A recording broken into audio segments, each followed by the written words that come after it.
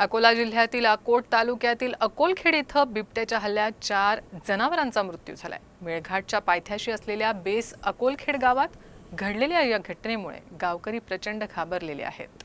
अकोला जिल्ह्यातील अकोट आणि तेल्हारा तालुक्यातील ग्रामीण भागात वन्य प्राण्यांच्या हल्ल्याच्या घटनांमध्ये दिवसेंदिवस वाढ होत आहे। त्यामुळेच अशा वन्य प्राण्यांपासून संरक्षण करण्यासाठी वन विभागानं पावलं उचलावीत अशी मागणी ग्रामस्थांकडून होत आहे। अकोट तालुक्यातील अकोलखेड येथील ईश्वरगीर महाराज संस्थानला लागून असलेल्या शेतातून गुरांवर बिबट्यानं अचानक हल्ला केला। या हल्ल्यात 4 शेळ्या ठार झाल्या। ग्रामस्थ आणि शेतमालकांनाही काही समजण्यापूर्वीच बिबट्यानं जंगलाच्या दिशेनं पळ काढला।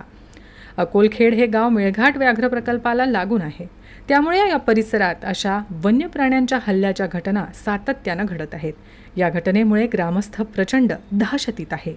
मौजा अकोलखेड येथील शेतशिवारात ईश्वरगीर महाराज परिसरात असलेल्या श्याम ताडे यांच्या शेतात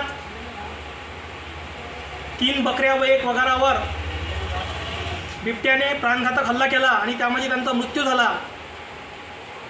वन विभागाने प्रथमदर्शनी पंचनामा केला असता त्यांना हा हल्ला बिबट्याने केला असं त्यांच्या निदर्शनास आलं। त्यामुळे संपूर्ण गावामध्ये भीतीचं वातावरण आहे आणि या झालेल्या नुकसानीत श्याम ताडे यांचं जवळपास 70 ते 80 हजार रुपयांचं नुकसान झालेलं आहे। त्यामुळे याची दखल घेऊन त्यांना नुकसान भरपाई मिळण्यात यावी